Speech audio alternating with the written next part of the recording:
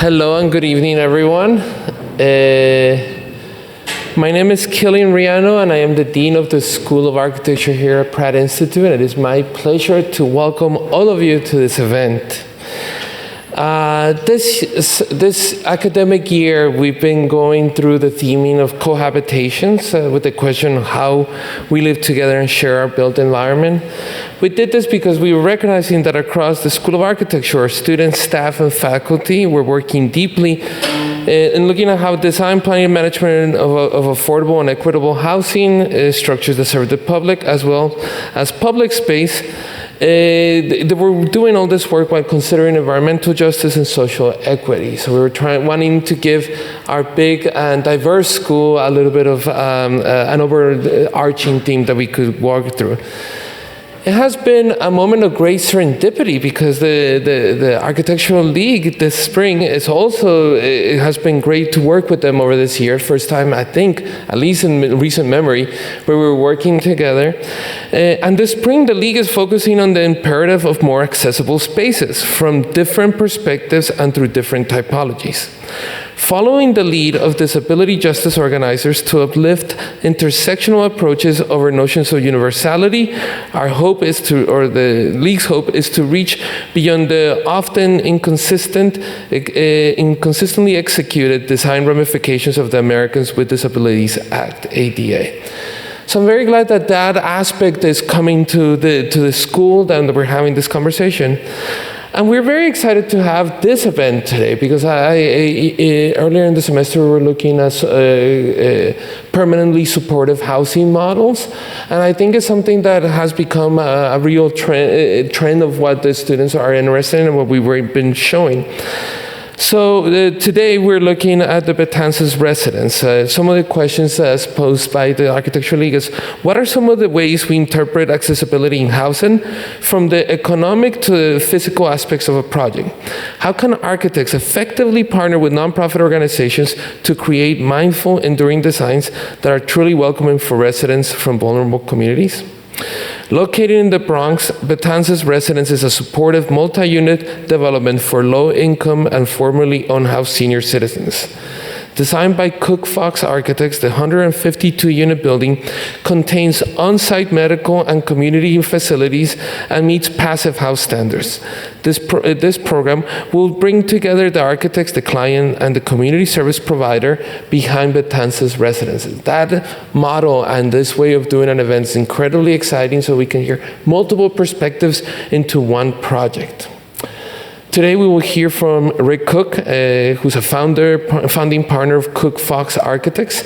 The studio designs high-performance buildings that harmonize architecture with ambitious environmental and socially sustainable goals, in the firm's words. Committed to community and ecology, Cook's work ranges from commercial towers to supportive housing projects. Rick earned a B.Arch from Syracuse University.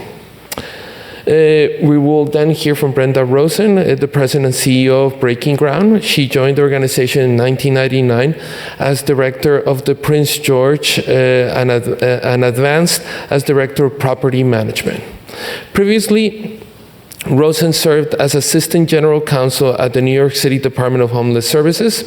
She received her BA from Hunter College and holds a JD from Benjamin N. Cardozo School of Law. And finally, we'll hear from Van Yu, who's the acting CEO of the Center for Urban Community Services and Chief Medical Officer of the organization's Medical and Psychiatric Services Program, Janian Medical Care. He was formerly the Assistant Director of the Bellevue Hospital Center Comprehensive Psychiatric Emergency Program. Yu earned his medical degree from the State University of New York at Stony Brook.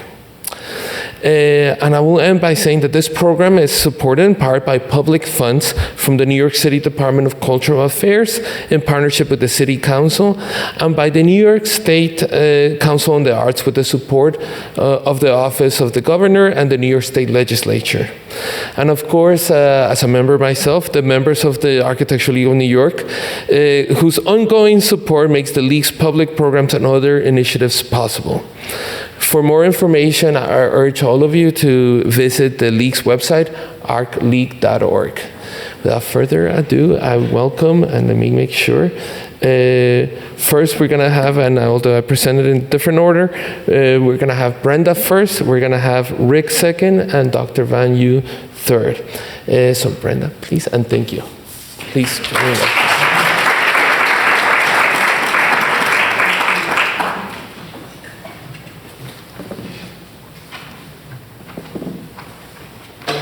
Hi, good evening, and thanks for coming out tonight to learn about Betances. We're really excited to talk to you about it. I know that, slide 1 is an apartment at Betances, so more to come on that, but that's our first slide. And I know perhaps some of you know about Breaking Ground, but just in case, for avoidance of doubt, I'll start with a bit of background on Breaking Ground and what we do. Okay. So fundamentally, at Breaking Ground, we believe that everyone deserves a home. We were founded in 1990, and we've grown over these last 34 years into the largest developer and operator of permanent supportive housing in New York. And permanent supportive housing is affordable housing with on-site supportive services, which are designed specifically to help people who have experienced long-term homelessness and often have other disabling conditions, severe mental illness, substance use disorder, chronic medical conditions, and other, to live with dignity and stability for the long term. It's the gold standard solution to chronic homelessness. And over 3 decades, Breaking Ground has developed a continuum of services, starting from meeting people on the streets through our outreach program. We meet people on the streets and other places not meant for human habitation. We connect with them, and we work with them to ultimately move into permanent supportive housing or other housing that is appropriate for them. That can take weeks, months, years, but we never give up. Why? Why do we do this? We do this because it's the right thing for society. We believe that, thank you. I always have to lower it for me, I'm short. Providing high quality housing to those that need it with the support that they need is the right thing to do. But in addition to it being the right thing to do, it's also less expensive than leaving people languishing in homelessness. Being homeless is expensive to society in both obvious and not so obvious ways. Example, emergency shelter on an annualized basis is more expensive than the cost of providing a year of rental subsidy with on-site supportive services. People experiencing homelessness on the streets or other places, unsheltered, are more likely to use expensive public resources, EMS, emergency rooms, psychiatric hospitalizations, sometimes incarceration for various periods, and those costs add up. So it is a win-win all around.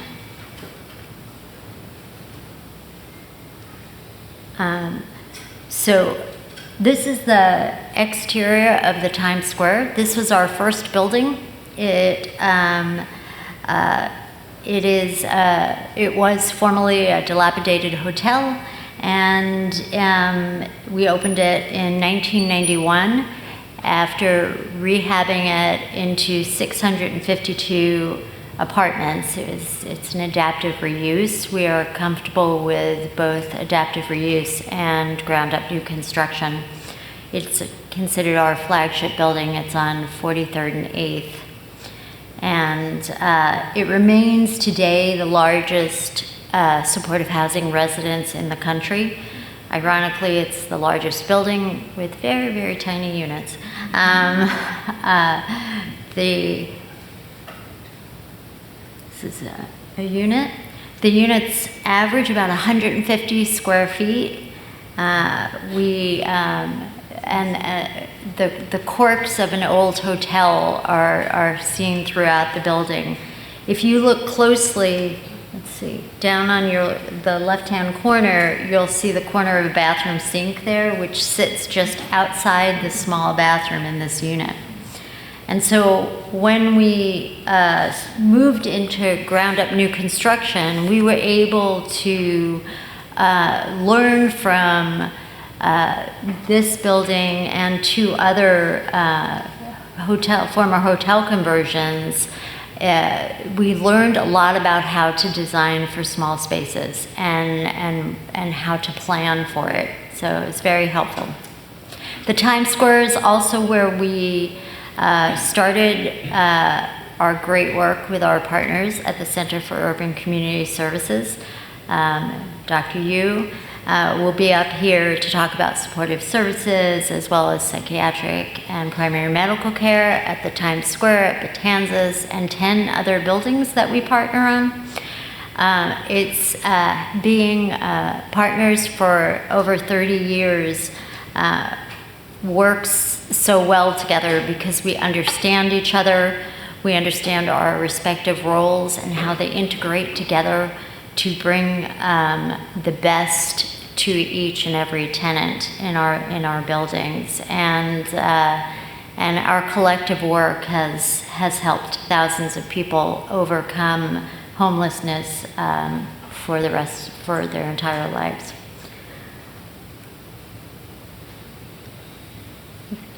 This is Hegeman, an exterior shot on the left, an interior shot on the right, and this was our first collaboration with COOKFOX.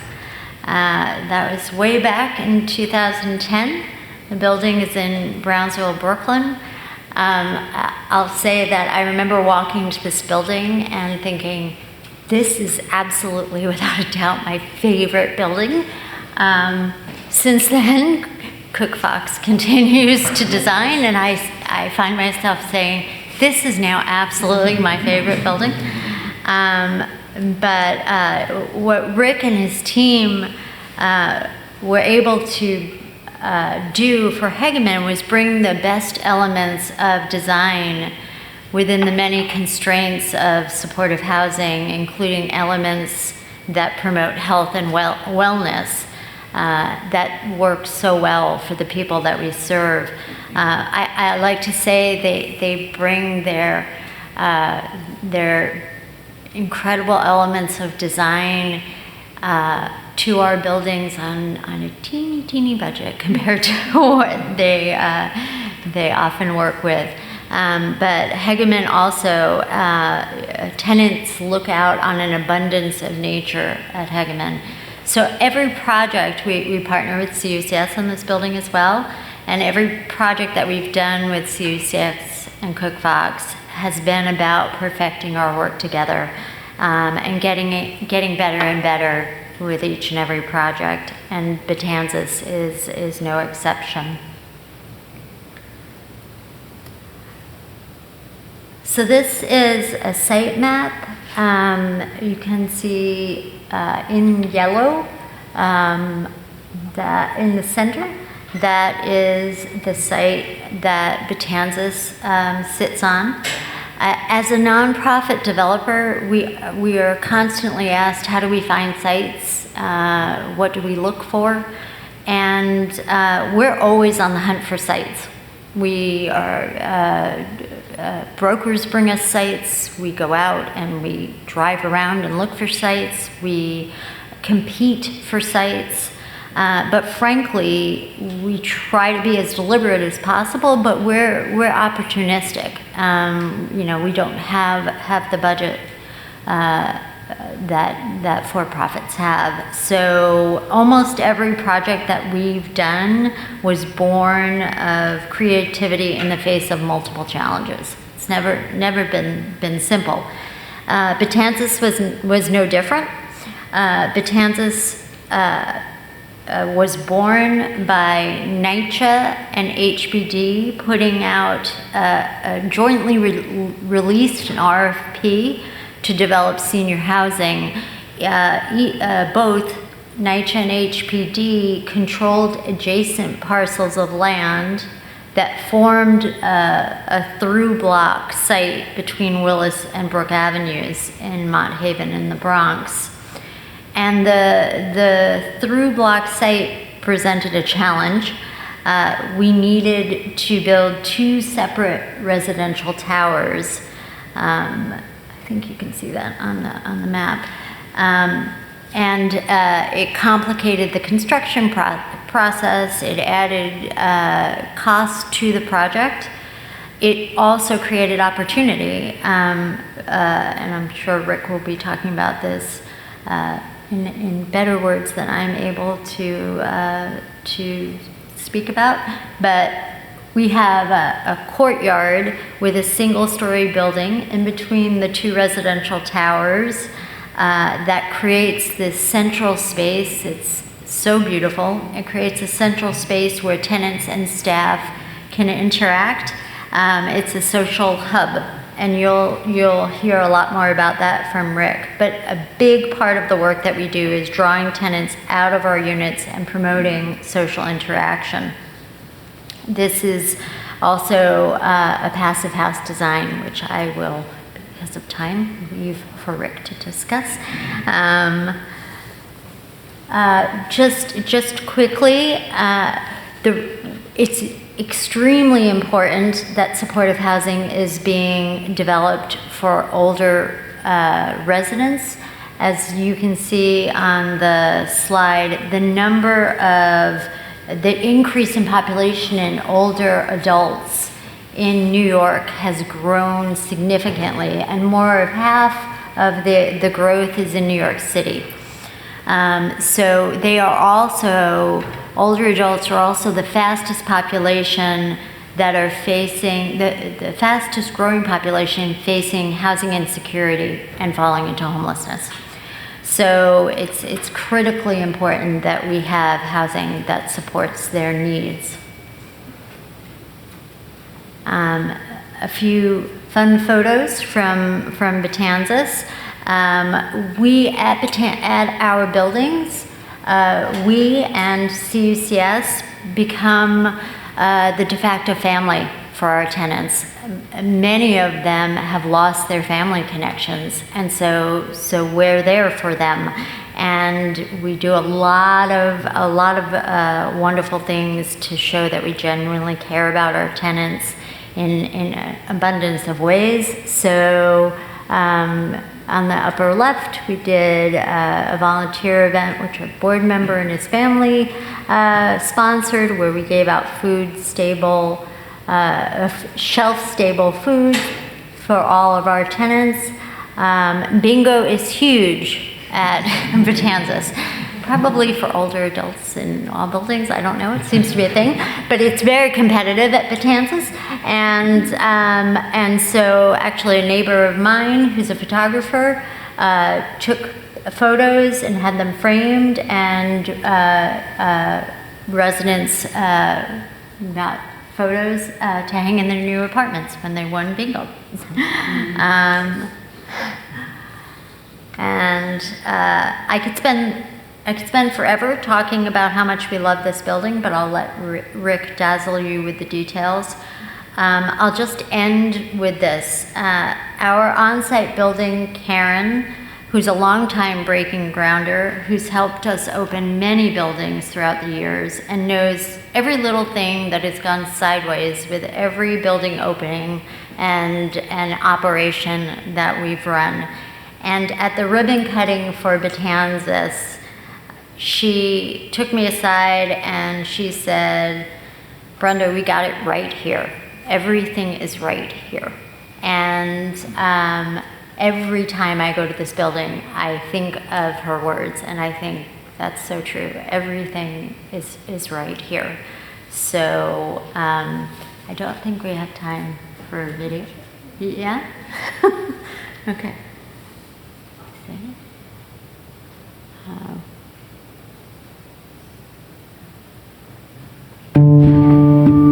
My name is Leonard Gill. I was born and raised in Oakland, California. I had a very difficult life growing up. I never got a chance to really meet my biological father. I was raised by 3 beautiful, strong women in my life: my grandmother, my great-grandmother, my mother. I came to New York City in 1986. See if I can kind of change my life, because I had got involved with drugs and everything, and my wife kept talking, and she kind of advised me. She said, have you ever thought about making a change? This here is gonna kill you. To make the change, it was very hard, but I love myself and I love my marriage more. That's why I'm so thankful that the Lord has given her to me all those years like that. If it wasn't for that COVID, she would still be here with me right now. Going through grieving counseling, I talked to them and stuff, and they was telling me, you say, Leonard, you need to get some help.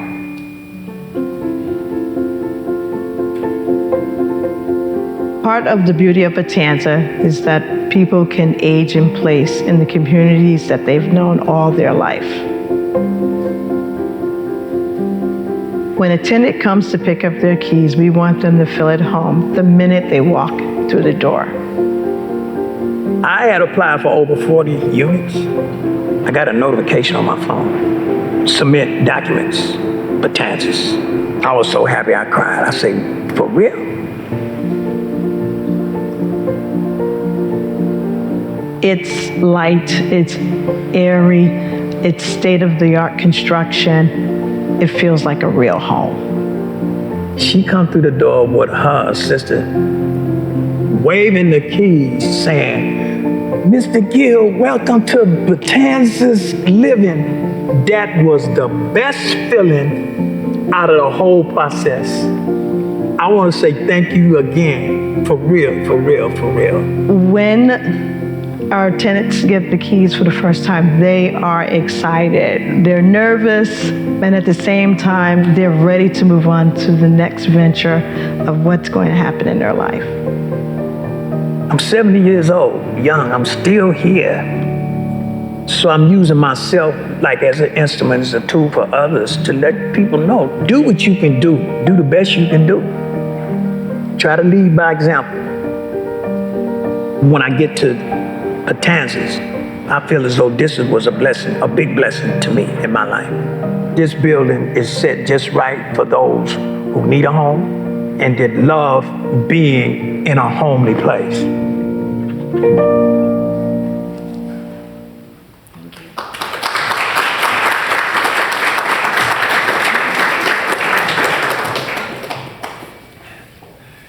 Wow, I love that video. Well, so that's the why. Why do we love to work on this kind of work? At some point, as an architect, what do? We create place, we create shelter, and at some point, create homes for people who formerly chronically homeless. So it's been fantastic. Thank you for showing the video, Brenda, and thanks for all the work together. Oops. My name. What do I get? What do I have to do to get to? So one of the things, how did these projects come about? We had done Hegeman together, which was a labor of love, and then there was this site that came available, and it was a NYCHA HPD RFP process, so it was a competition. So we actually worked together to try to win the project, and this was the visualization that we submitted at that time. The neighborhood is really interesting in that it's a mix of much taller buildings and smaller brownstones, but also a lot of pride in place. The street walls, these beautiful metal gates that are very personalized, the containment of a personal space. So there's a street space, there's a sidewalk space, there's the kind of defined owned space that's transitioning between the two, and then the homes. And this is on 142nd Street in Mott Haven, and then the much taller apartment buildings. And one of the things that happens are these empty sites are neighborhood killers. So this was the site when we first saw it. So the very first thing we do is create street wall buildings, fill in the gap. So it's an 8-story building in keeping with the neighborhood. This is the kink on 143rd Street is interesting. So you make a very simple street wall as the first gesture. But one of the things that happens on a block like this between Brooks and Willis and between 142nd and 143rd is the inside of the urban block is this wonderful green thing, and it had been open to this empty lot. So you can see what Brenda was talking about. We actually had to design 2 buildings on the 2 streets and then connect them and make them a place, a building again.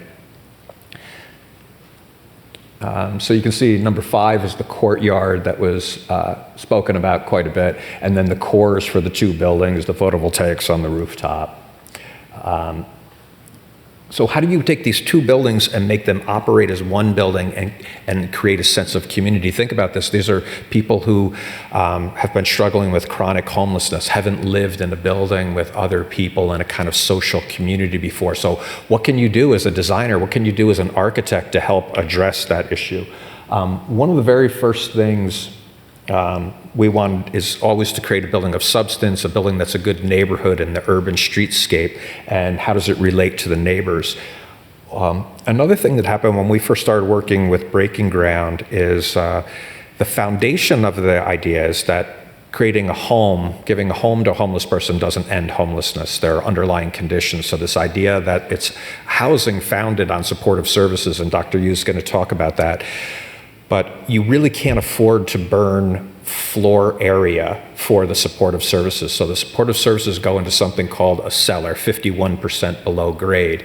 So when we first came to the model, you would be entering and people would be getting on the elevator and going up to their apartments or going downstairs or down an elevator to get the services, which to us conceptually made no sense, that if this is the foundation, this is the heart and soul of supportive housing.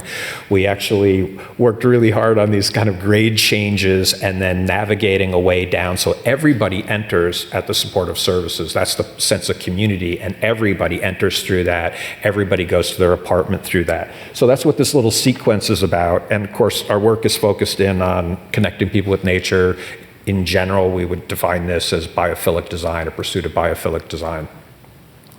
So you can see all the way through the building to the courtyard as you enter, and this long, easy ramp that goes all the way out to the courtyard, the glass wall that looks into the courtyard, and then brings you all the way back in. So accessible in that sense, but also making housing accessible to people, the sense of community accessible for people. We don't get a lot of budget to work with, so using simple materials well that talk about an authorship and a care about architects or storytellers. So we're trying to tell the story that we care about the quality of place that we're making for you. This is a dignified place. And then how do you connect these 2 towers? We brought the courtyard down, which is actually below grade, and then put the library in between, so that as you walk from the entry to the other building on 143rd, you walk past this day-lit library, and this is kind of the central gathering point for people from both buildings. Not to be underestimated how important it is that we're bringing people together in places that are day-lit, connected to nature, the courtyard outs, building community in a community-based building. Another view of the courtyard. One of my favorite things was I thought that this inner portion of the donut was so beautiful in a typical brownstone Brooklyn area, and it was the 2 neighbors. It was kind of derelict next door, and I said, if we get this right and we get this courtyard right, when we come back here, the neighbors' gardens will be all, activated, and they'll be planting gardens and everything. So we got to the opening day, and my favorite thing of the opening day was the next door neighbor was out there with a garden hose, and he had planted his garden. And this other guy over here, that little shade is actually the same corrugated zinc. He asked for a leftover piece of the corrugated zinc, and his little shelter is the same corrugated zinc of the facade. And he was fantastic to the knock people who were working there, let them use the bathroom, they staged construction there. This sense that the building wasn't something that they were afraid of, but something that was welcomed into their community. When we get to the building block, very simple, small studios and very simple one-bedrooms. But for us, I hate long double-loaded quarters myself personally. I find them very disorienting. So every time we possibly can, we bring daylight into the corridor. So if you look here where the elevators get off, there's actually a window here to the courtyard and a window out to the street. And the same back here when you get off the elevators, there's a window to the courtyard and a window to the street. And luckily, working with Breaking Ground, we don't always win this when we're at for-profit developers. This idea that it's extremely important as an orientation device. And one of the great things about working with Breaking Ground, we're talking about how do we build skill sets of orientation, of comfort. What does it feel like to arrive home? So this idea that you get off the elevator and you look back out to the street, you look to the courtyard, or if you come out of your apartment, you literally go towards the light. So these, what seem like very small things are very hard-fought battles, and they require a partnership with your client to accomplish. Also, this is our very first passive house, even though we've done our own. Office was the first LEED Platinum. Our current office is LEED Platinum, well Platinum. We did the first LEED Platinum skyscraper. This is our very first passive house. And I don't have enough time to go into detail, but let me tell you, accomplishing passive house was remarkably harder than getting LEED Platinum and well Platinum. And it's because what we're doing is creating a very high quality envelope, insulated and sealed, and now you've made such a sealed envelope that you need to control just the right amount of incoming air and exhaust air. So what you do is we provide filtered and tempered air through an energy recovery ventilator at MERV 13. So what are the things that you can do as an architect and make a quantifiable difference, but it's not visual? Quality of light, quality of air. So this is a super insulated facade. You're trying to insulate, get the insulation to go past the head of the window. That's hard to do, but balancing the airstream is remarkably hard to do. You're trying to take a riser and balance exactly the amount of air you're exhausting and bringing fresh in. 100% filtered fresh air to every unit. The Bronx is considered an asthma corridor. And we can do something about that. We can think about the quality of the air and the filtration quality coming in. And so what are the side benefits of that? That's all kind of neat, and it's an energy thing, and we can talk about the quality of the air. But an unintended result was these are the quietest apartments we have ever done. We've done thousands and thousands of units of housing in New York City. Betances senior project is the quietest units we've ever designed because of the triple glaze, the care of the sealing of the envelope, the insulating over the frame. It is noticeable. When I walked in, it was one of the first time we walked in when the building was really complete, I said, this is the quietest apartment we've ever created.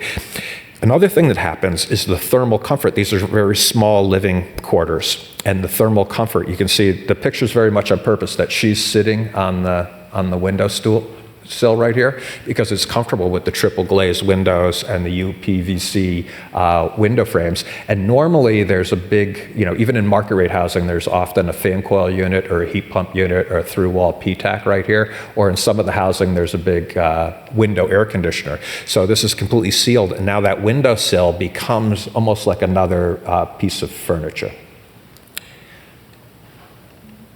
So, I think what I'd like to say is we all sat in a studio like this, sat in an auditorium like this, thinking about what do we want to do with architecture, what are we trying to accomplish, and I just want to say that if you're an architecture student here or an architect, you absolutely can and will make a difference if you pour your heart into it, heart and soul.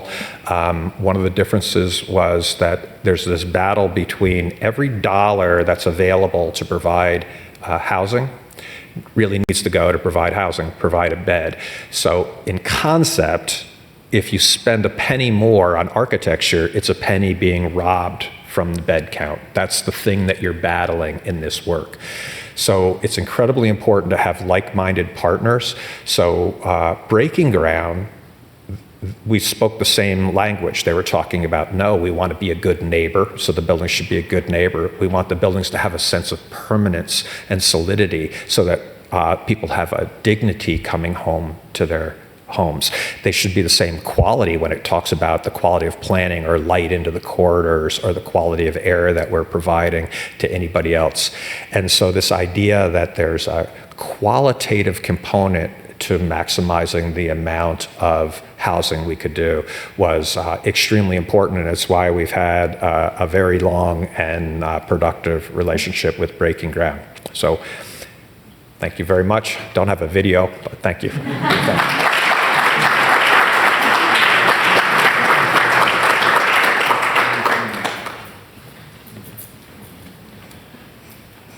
Hello. Thanks for coming out in the rain. I didn't want to, but. Okay, so here's what I'm going to try to do in 15 minutes. I'm going to do a couple of slides about what we are as an agency, COOKFOX and Janian. Brenda already did a good thing about supportive housing, so I'll do it really quickly, and then I'll talk about the supportive part of supportive housing. So the Center for Urban Community Services was established in 1993, along with Breaking Ground, was one of the early founders and developers of permanent supportive housing. We're at the Times Square, as Brenda mentioned, one of the first, I think the first supportive housing program like it. Actually, I happen to have been the psychiatrist at the Times Square for a minute years ago, and also at the Hegeman for a minute years ago. So I haven't been at the Betances yet. So COOKFOX is a big social service agency. We have an annual operating budget of about $100 million, just to give you a sense of that scope.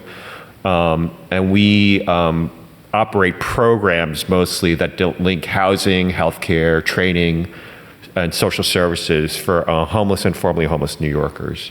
Janian Medical Care is the healthcare affiliate of COOKFOX. So basically, it's just the part of the agency that employs all the licensed medical staff, psychiatrists, primary care providers, and nurses. It actually started out its life as something called the Project for Psychiatric Outreach to the Homeless back in 1986, and then became part of COOKFOX in 2005. And I've been with PPOH since 2003, so I'm in my 20th year at COOKFOX now. Okay, so the next three slides, I think, are just numbers, just to give you a sense of the scope. So COOKFOX served 42,000 people across New York City in 2023. We operate programs we operate street outreach and then programs in shelter, supportive housing, and healthcare.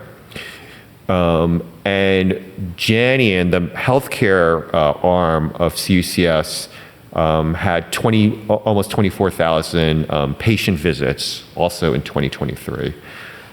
We operate supportive housing programs in 23 buildings, many of which are with Breaking Ground, and that's almost 3,100 units of supportive housing.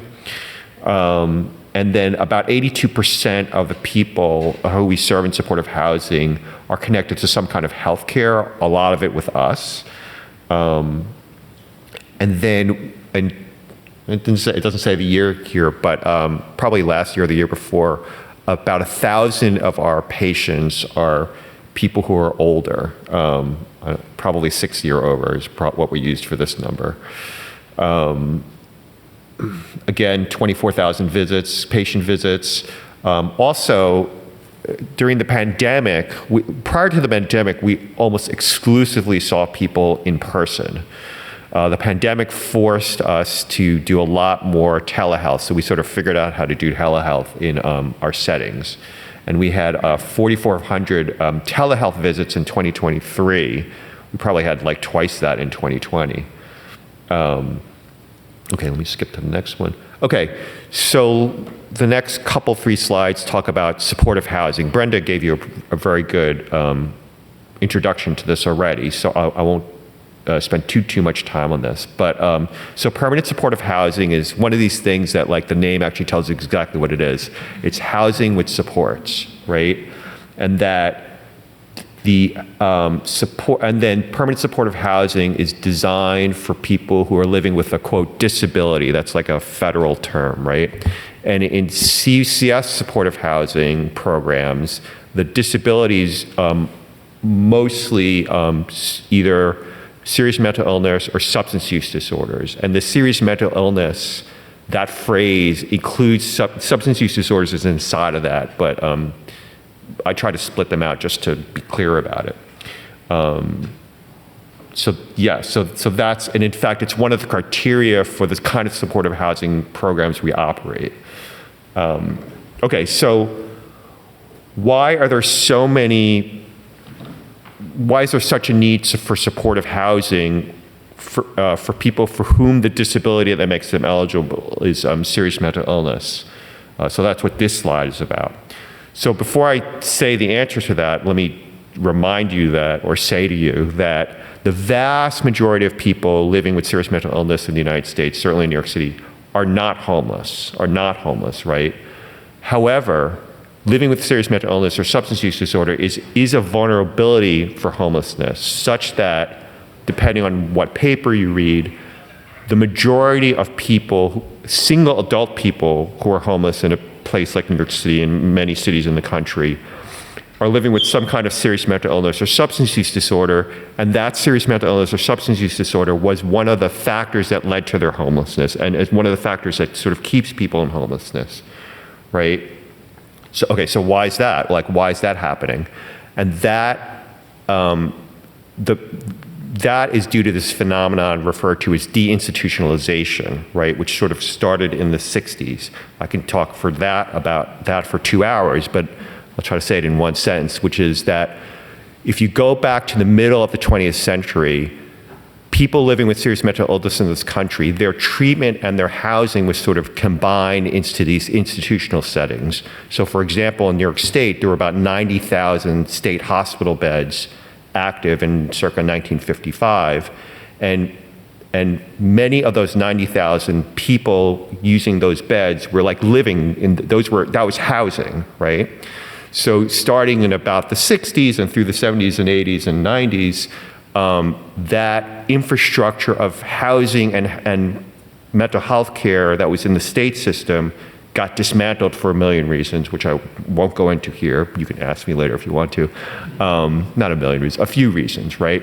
Such that now there's only about 900 active state hospital beds in the whole system, and no one's like living in those beds. That's not housing anymore, right? So that the housing of those people was supposed to shift into the community, and sort of that didn't work out so well. So fast forward to now, this is why there's all this supportive housing that's been developed and built and still needs to be developed and built. Okay, and then the last thing on this slide is that it's also like a housing problem, right? There's like insufficient affordable housing in places like New York. I'll just give you one example of this.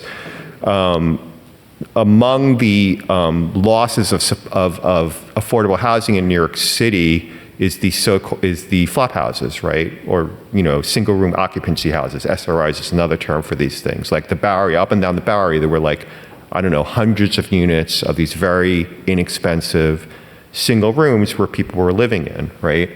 And it's no longer, if you go to the Bowery now, there's like maybe one of these things still operating, right? But it's all these like $1 million condos, right?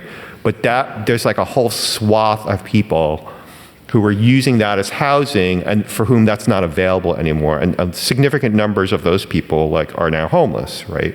And then the disability those people were often living with was substance use disorders, right? So people spending a lot of their their income on drugs or alcohol instead of housing, right? Well, they're still doing that, but what they have left over housing, just there's no place for them to use it. Okay, so that kind of thing. Okay, so these days, okay, so supportive housing has been like developing for almost 40 years now, right? So fast forward to now, though, the predominant philosophy of permanent supportive housing is the so-called housing first philosophy, right? And this came, again, I can sort of describe this for a couple hours, but the previous kinds of supportive housing weren't working so well for all kinds of reasons. And at the same time, in the 80s and 90s, mental health care was having this sort of philosophical transformation,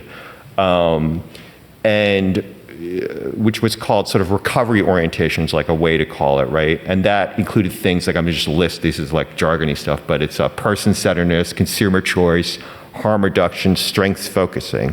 So if you take that kind of mental health care philosophy and apply it to housing, you get this housing first philosophy, which is, and here's how you sort of execute it, right? Which, let me see if I can say it first before I give you some of the features of it, which is that you, instead of having housing be contingent on like treatment, right? So one of the kinds of models before this was in order to get into housing or to, right, you had to like agree to treatment and take your medicine and not use drugs and things like this. And that didn't work out so well. So if you flip it and decide, no, you make the housing first, right? So you can still be using drugs. You don't have to see the psychiatrist. You don't have to accept services. We're gonna just house you first. Now we're gonna offer the services. It's still supportive housing. There's still a bunch of services connected to the housing, but we're not forcing you to take advantage of it. It's all voluntary. Okay, so in supportive housing, the tenant is the leaseholder. Your tenancy is contingent on paying rent and abiding by the same landlord-tenant laws as everyone else, right? And that accessing services is voluntary, right? Okay. So, okay, the next two slides are sort of how is this stuff funded, right? So starting in 1990, New York State and New York City got together to jointly fund the development and operation of supportive housing, including supportive housing programs, right? So, and there's been these so-called New York agreements. There's been 3 of them over the years, right? So for example, I think at the Times Square, we're probably, the CCS programming is probably operating under one of these New York agreements. Thank you, Brenda, for shaking your head saying yes, right. Okay. Now, when de Blasio was mayor, we were expecting, this New York 1, 2, 3, we were expecting New York 4. But we got New York City 1515 instead, okay? This is basically New York 4, right? So it's 15 units, it's called 1515 because it's 15 units of supportive housing to be developed and operated in over 15 years, right? The state did a similar thing called ESHI, Empire State Housing Initiative, right? So instead of like another New York, the city did a thing and the state did a separate thing. The reason I'm saying all this is because I wanted to give you some sense of how this stuff is funded, but also to talk about the Betances specifically. So the Betances, the CUCS supportive services is a 1515 contract, right? So that's what that was all leading to. And it's, we serve 47 tenants who are age 55 or older. And then the disabling condition that makes them, one of the eligibility criteria is serious mental illness or substance use disorder, right?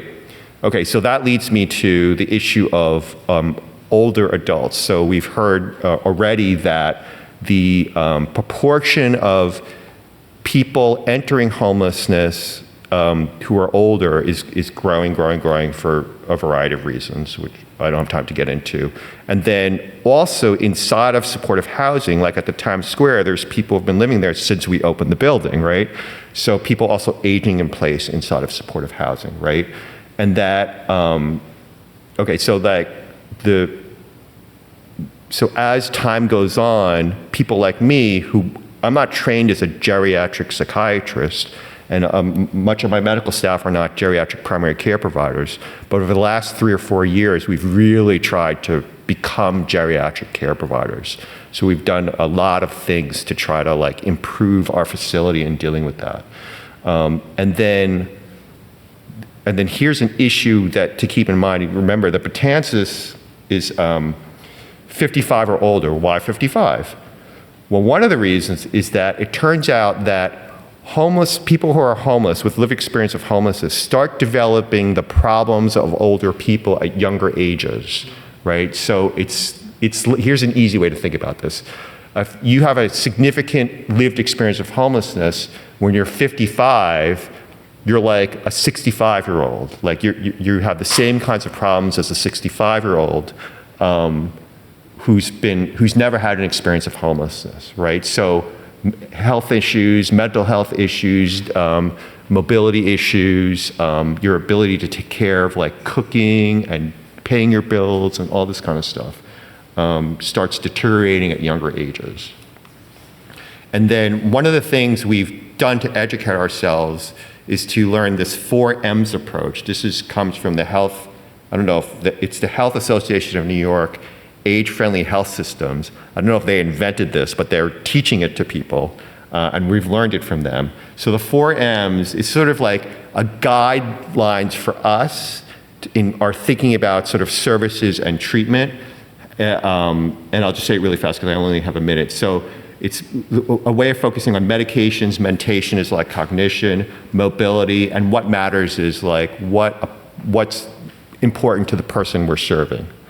Okay, here's the staffing. There's a program director, an assistant program director, a social worker. Those 3 people are masters level social workers, 3 case managers, and a psychiatric provider who's there. The psychiatric provider is only there 1 day a week. And that ends up being a 10 to 12 person caseload. Here are the kinds of services: assistance in obtaining benefits and connecting to resources, including home care and meal delivery, money management. There's community building, like bingo, which we saw, movie days, computer literacy classes, pet therapy. The social workers also provide some counseling. Social workers are trained to do basically psychotherapy. Although that's not like their main job in these kinds of programs, they do psychotherapeutic kinds of things with people. There's a lot of care coordination and care navigation, like helping somebody navigate the healthcare system of the Bronx, for example. Assistance with medications. I like to tell this story. I take 2 medications. I take a statin and a blood pressure medication. I'm a physician. My 30-day supply always lasts me 35 days, and one always runs out before the other one. I don't know why. And I'm a physician, and I still get it wrong. So like, imagine taking 15 medicine. We help people with this, right?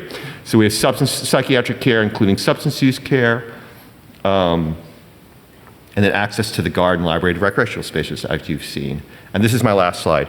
And one of the keys to, somebody mentioned it earlier, that we become like a de facto family for people. Like a lot of people we serve, well, one of the reasons people become homeless in the first place is estrangement from social networks, including family, right? So oftentimes the social service staff, the psychiatrists, the primary care provider, the nurses, like we are become de facto family, right?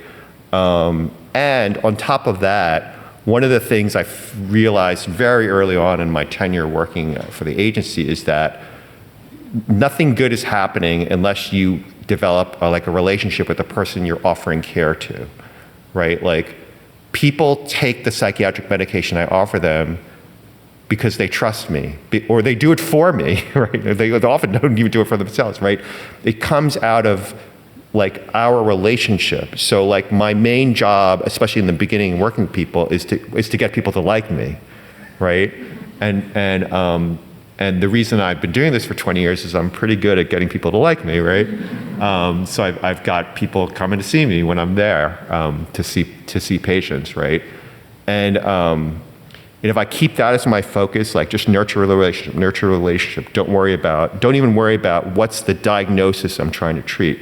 If I just nurture a relationship, the care comes out of that. This is both healthcare and social service care. And that's like a philosophical thing that's like in our cultural air at CUCS and Breaking Ground. It's one of the reasons we stick with Breaking Ground is because they manage buildings that way too, like out of that, right? And so one of the reasons we want to stick with Breaking Ground as much as we can is because we've worked with other building managers. They don't do it that way, and it's like kind of shocking to us. Okay, I think I'm done. Yeah. Thanks very much.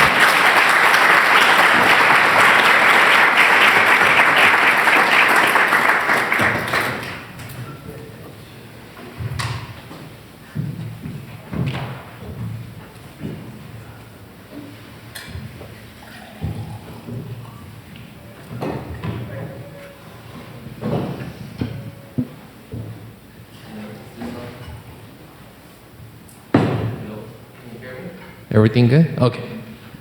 Hello, and I just want to thank each of you so much for the fascinating presentation. It's really, it's just, you don't typically see like a holistic kind of view into a series of projects like this and why each of the elements matters so much. And the importance between both the building project, but then how was the hardware and software, as it were. And I want to thank you all for that. To begin, I wanted to give you, Dr. Yu, a chance to share what you asked me to ask you a question, so I will. Why have the number of beds in mental health hospitals and other hospitals around the state and the city diminished? And yeah.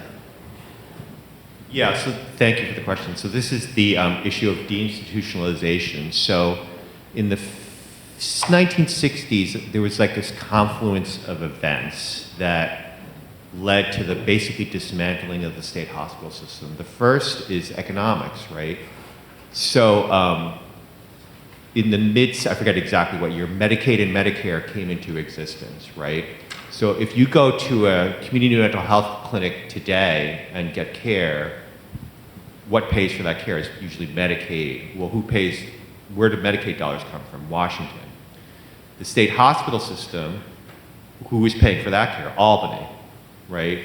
So of course people in Albany are like, oh, when Medicaid appears, like, let's shift as much of this care as we can to Medicaid dollars, which meant discharging people from the state hospital system, presumably to be cared for in a community mental health system that was more funded by the federal government. So that was this sort of economic political thing that happened with Medicaid and Medicare.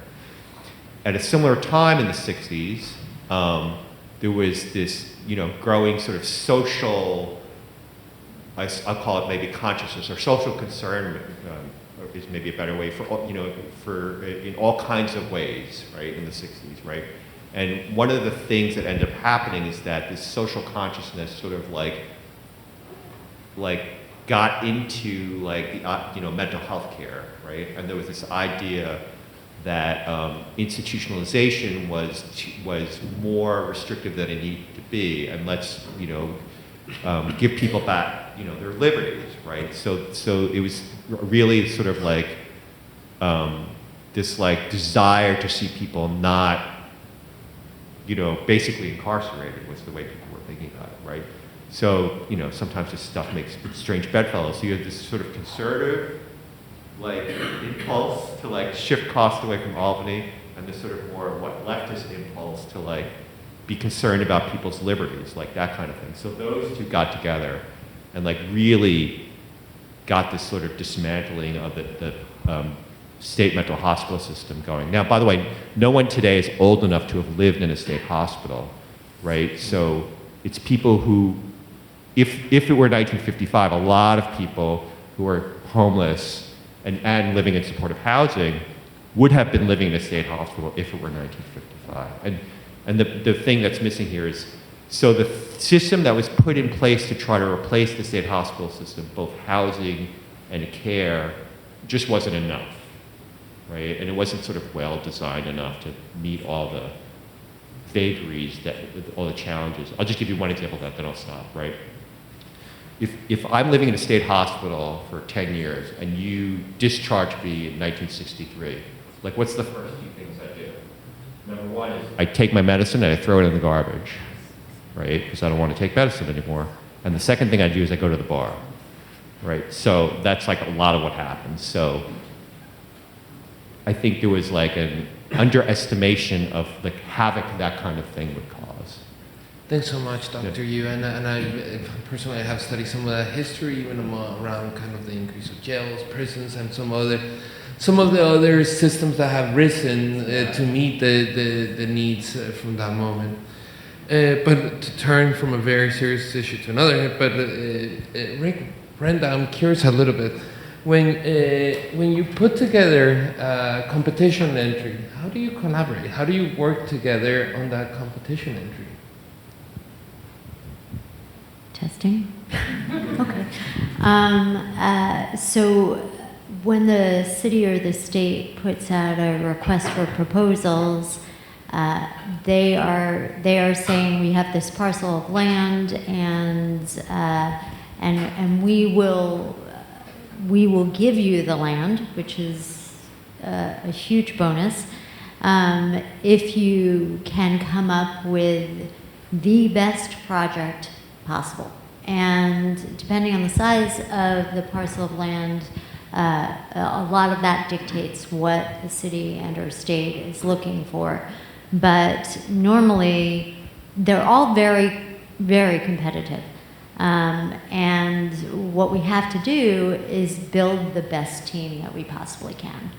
And we work with Rick, we work with an architect, our partners, on the social service side. If there is going to be community spaces outside of the building, I mean separate from the building, then we are going to find the best partners that we can. So an example is in Brooklyn, we have a building that has a community space, and the Brooklyn Ballet rents that space at minimal cost because they provide dance classes to low-income families and children.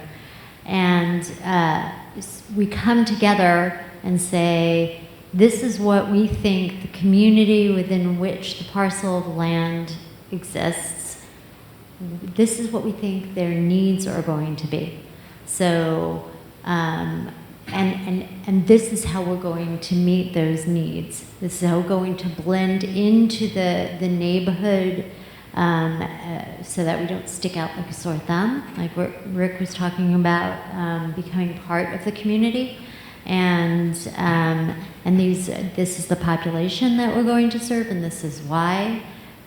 Some of that is sometimes very prescriptive by the city or state agency, and sometimes not.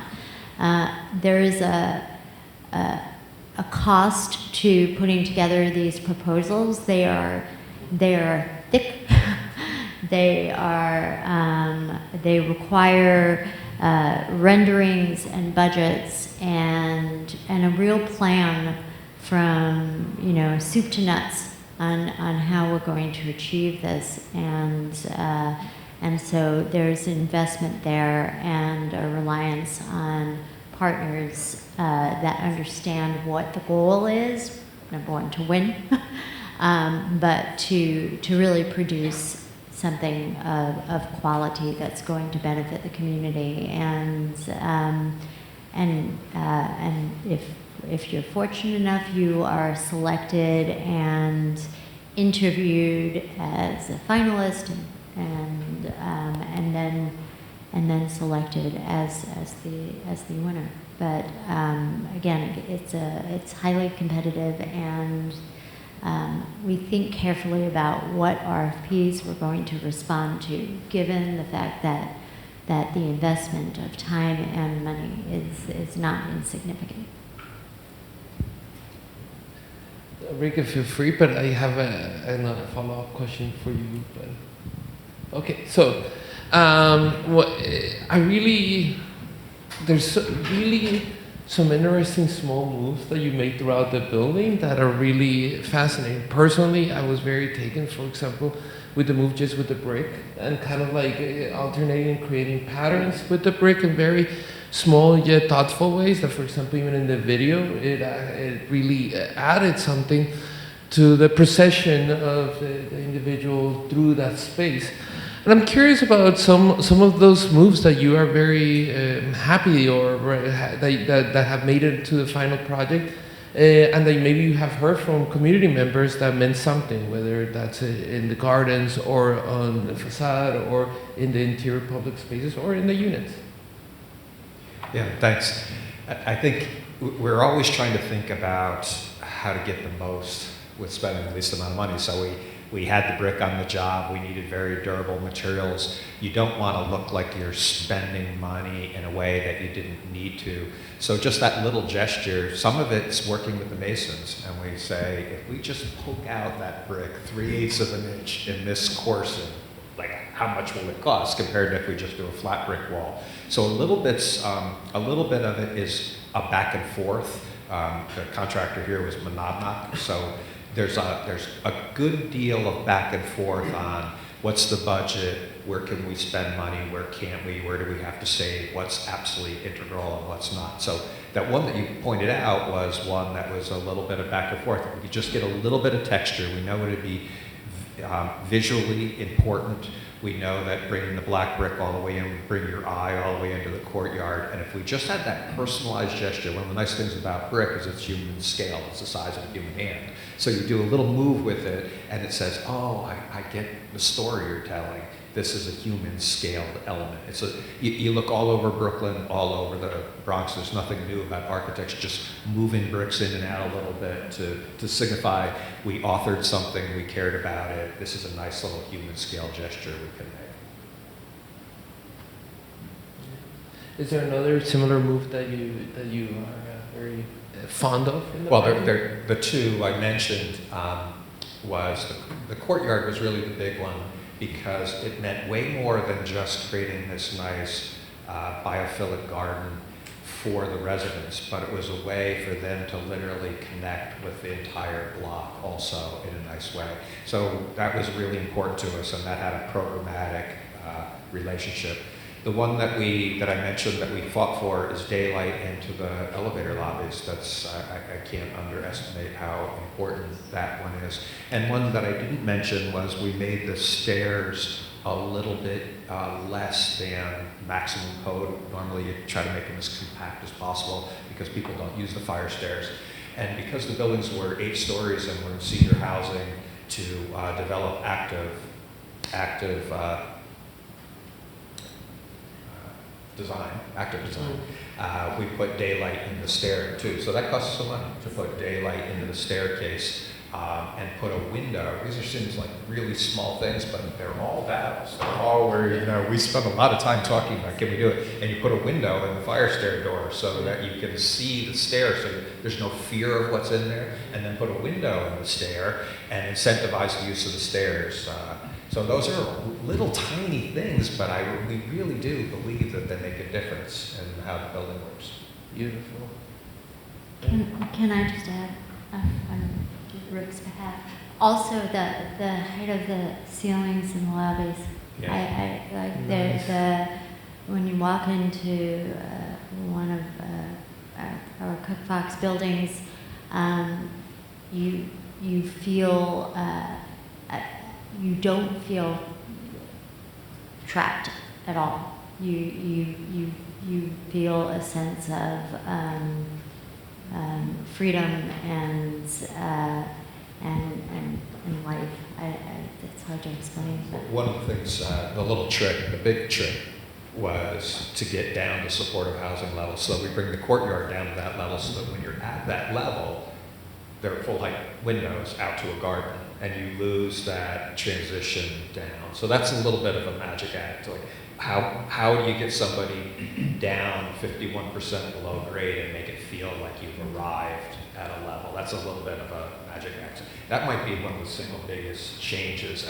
And then conceptually, that we're down to the supportive services, which is what's really the kind of building block for supportive housing. So we're about to open it up to Q&A, but I'm gonna throw a question that I think is on all our minds, and I'm sure something that all 3 of you have thought quite a bit. If you don't mind giving a short answer each on how do we scale this up? I mean, Doctor, you presented this as the urgency of and the importance, the need, and the reason why, what has been taken away, and the programs that have not been able to quite keep pace with the actual need.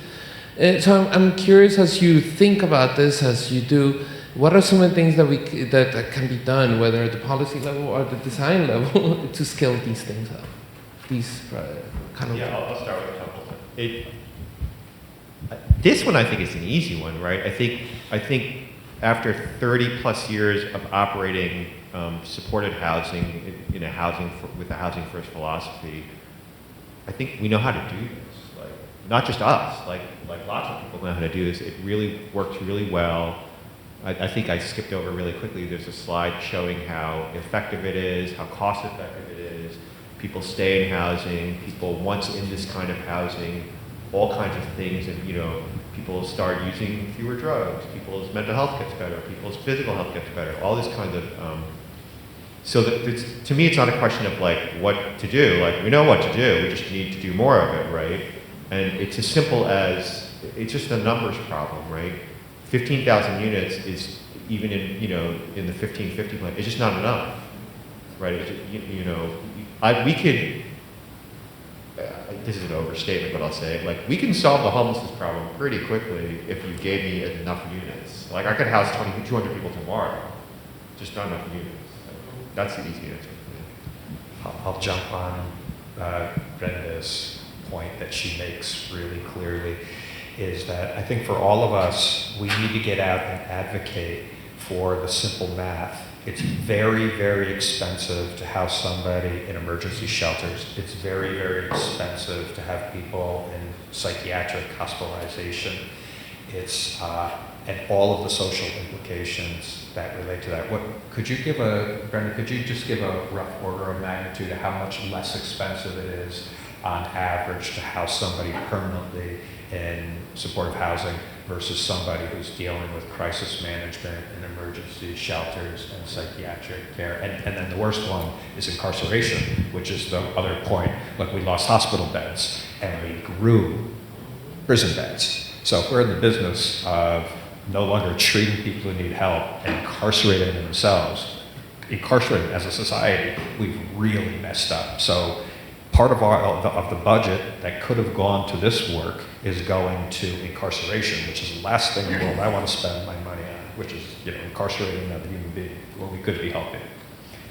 Yeah, I mean, it's 50% less over year, 50% less expensive to house somebody in permanent supportive housing with a rental subsidy and with the supportive services than it is to cycle through hospitals, jails, emergency shelter. And that's without the social cost. What's the social cost of somebody unhoused and in crisis constantly and in health crisis constantly versus a sense of permanence? One thing I could say is that the video, I'm glad we did the video, but we've done our Earth Day and Go and Work at Winter Hagen when my boys were younger, and meeting the residents and seeing the joy on their faces.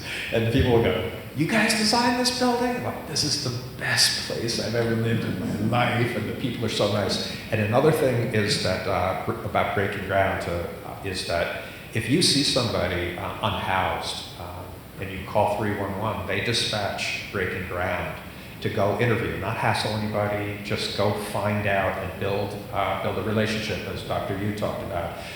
It's really about relationship building. So you see somebody that you're concerned about, call. And somebody from Breaking Ground, some of the nicest people you will ever want to meet in your life are the people who do the street outreach for Breaking Ground. They're so patient and so kind, and it's all about relationship building.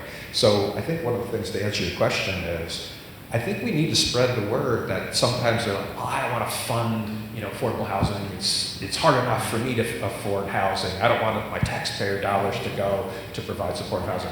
You're paying for it, and you're paying double by not dealing with it. Forget if you don't care about your brothers and sisters. Like, if you care about your wallet, it's costing twice as much to not address the problem. So that's not an architect thing, but I don't know if you want to add anything, Brenda, or we can open it up to Q&A. I was just going to say that I think one of the other things that, and we advocate for it, but we need to do better at it, is cutting the red tape from starting a project to finishing a project. I mean, it takes, you identify a site, assuming everything goes really well. You identify a site, it takes you a year to get your financing in place. Then you're in the queue with the city and or state to close on acquisition and construction. And then if everything goes well, then 24 months later, you have a site. If it's an RFP, add another year plus onto that. It can be 5 years from the date of selection to the date that you're cutting the ribbon to move people in, and it just absolutely makes no sense. Thanks so much. Questions from the audience? We have time, honestly, for 2 to 3. So 1, 2, 3, and then we can see if we can squeeze up 4.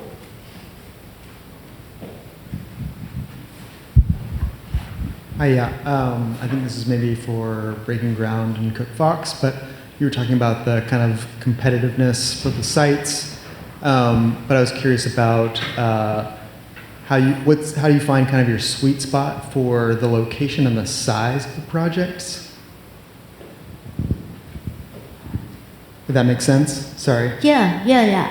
So the city and the state put out what sites they have. So in this case, HPD, city agency, and NYCHA both controlled parcels of land that were too small, but combined, they could produce 152 units of supportive housing. In terms of sweet spot, for Breaking Ground, we're very comfortable with scale. So we have the Times Square that's 652 units. Our smallest building is about 72 units. And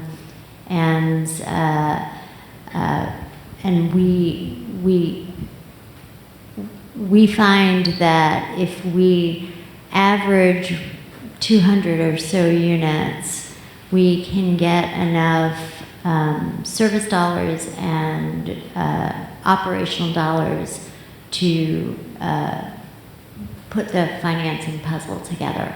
And we have a big, I guess what I'd say is, we started out developing large, we're comfortable with that, and it's just, homelessness is such a big problem. It is, it's a crisis, and we need big solutions. So being able to bring several hundred units on per building is important. And just back to Betances, I was happy with the building, the way it came out, and we made something out of it. But from this idea of scaling, how do we scale up and how do you pick a site? It was a terrible site. We had to build 2 separate buildings. So that means 2 elevators in each building. So 4 elevators and 4 stairs instead of 2 elevators and 2 stairs. If we could have just taken the one building and stuck it on top of the other building and made it 16 stories instead of 18 stories, it would have been wildly more efficient. But we made something out of it. The buildings are low, they're good street wall buildings. There's a nice courtyard in between. We did the library, so you react to the lousy site that they put out, and you do the best you can with it. The issue is they're coming at such a slow pace. I mean, the really big issue is breaking through with NYCHA. The NYCHA in general has an enormous amount of development rights on those properties, and there's a lot of good architects around, and we could do a lot of good if we could unlock the potential of the NYCHA sites. But you're battling, people don't want height in their neighborhoods. There's a lot of fear about the unknown. So when you go to a community board meeting in Brownsville, Brooklyn I remember going to Brownsville, Brooklyn, being a middle-aged white dude coming in, with some out of town, not from the neighborhood, and you're in a late night community board meeting. There's why would I want you guys to come in here with your formerly homeless people from other boroughs? We take care of our own here. Why would I absorb your problems from other boroughs? Why are you dumping on me in Brownsville? That was the question. And one of the interesting things, one of the great things about walking in the door with Breaking Ground is Brenda, whoever is there, are very quick to say, please come tour our buildings. residents. It's one of the very first things somebody from Breaking Ground was like, please come on Tuesday, can you do it next week? We'd host you. I'd love to walk you through our facility and meet our residents. There's nothing to fear. These are all nice people, and I'm sure you'll like them. It's one of the reasons why, as architects, Breaking Ground is also very concerned about how buildings work in the neighborhood. And at Hegeman, we didn't get a chance to talk about it, but we did a private garden. We also did a community garden on one of the side streets for the entire neighborhood. So there's this idea about how do you control the fear of outsiders, the fear of the unknown, how do you make yourself known. It's another stumbling block in the speed with which we need to address this crisis.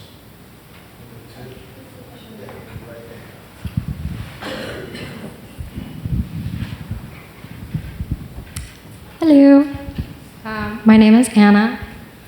First of all, I'd like to say that Betances Residences is a beautiful project. It seems like you guys really put the effort into creating a very comfortable space for the supportive housing residences. My question is for the three of you. First, I was wondering if being the housing project, being a passive house project was a part of the RFP, and if so, were the residences or applicants for the project interviewed, and how did that impact the passive house design? Like what kind of spaces? Were people at COCS asked what kind of spaces they were interested in, and how did that impact the passive house design?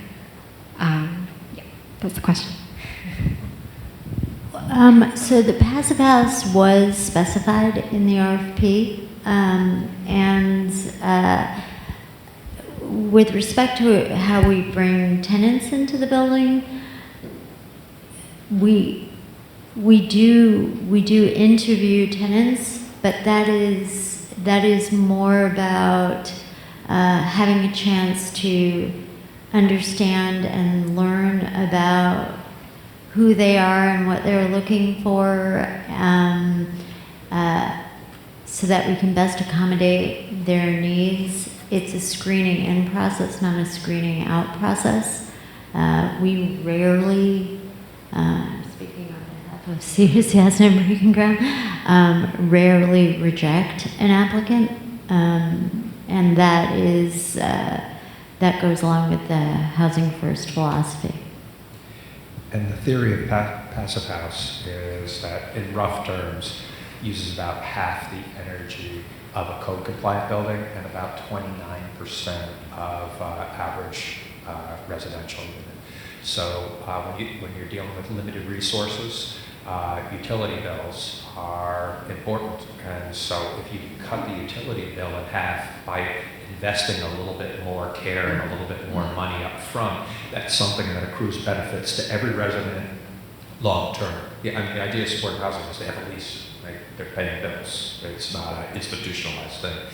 So by investing a little bit more into that, I didn't really talk about that, but the why do you do passive house? It cuts the energy from a code-compliant building about half, and more than 2/3 compared to a typical residential unit in New York State. I really spoke about the unintended benefits, which was thermal comfort and quiet. Those were the two, and much higher quality air in what's known as an asthma quarter.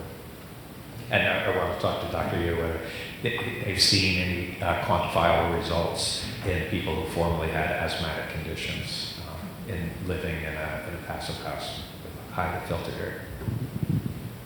We don't know yet where it's at. Studies are making. And number 3, how many? I think. And I'm sorry, that would have to be the last question for the night. Thank you so much. Thank you for contributing to this really important conversation around housing. I wanted to get a little bit more information about the community engagement. You spoke about how it's really important to be a good neighbor in this wider area that you're working in. So how does community engagement work from the design stage all the way through to the building functioning and operating? From Like, I guess this is for all three of you. So the community engagement starts way before we put a shovel in the ground. We have, when we are purchasing a site or submitting for an RFP, the goal is to speak to as many people as possible about what their community needs are and whether we can meet those needs. And, you know, to Rick's point, when you walk into a community board meeting or other group, and you're sitting down to say, we're going to be developing a building, it's going to be 200 units, and 60% of them will be for formerly chronically homeless people with a disabling condition or conditions. The almost immediate reaction is fear. The assumption is there's going to be a chaotic environment. It's going to look institutional. We were going to bring drugs and bring crime to a neighborhood. And so it's vitally important to be patient, to explain what we do, why we do it, and how we do it, and to listen to the community, to hear what their concerns are, and if there are adjustments that we can make to help make them more comfortable. So besides building beautiful buildings, which is enormously important, both for the community at large and also for the tenants. I mean, our goal is to say, you deserve this. This is not something for others. This is for you too. But we've had buildings where we have planned to do all studio apartments, and after meeting with community groups who have said, no, we need family units, we are now designing for families and singles much more frequently than we did in the past. And we have had meetings, we have had months and months of meetings with tenant groups, with community groups, with churches and synagogues, and our goal is to get in front of as many people as possible. And that's not to say that at the end of the day we win over everybody and they're just thrilled as can be to have us. And we know that. We also know that give us a little while of being great neighbors and inviting you into our buildings. Sooner or later, we're going to win you over. And here's another benefit to communities of supportive housing programs. You remember that the photo of this site was an empty lot. So, and now there's 150 some odd people living there and staff who are like spending money in the neighborhood, right? Like, so for example, a bunch of staff going out and getting food in the neighborhood for lunch, like that sort of thing. So this is like economic benefit also to the community.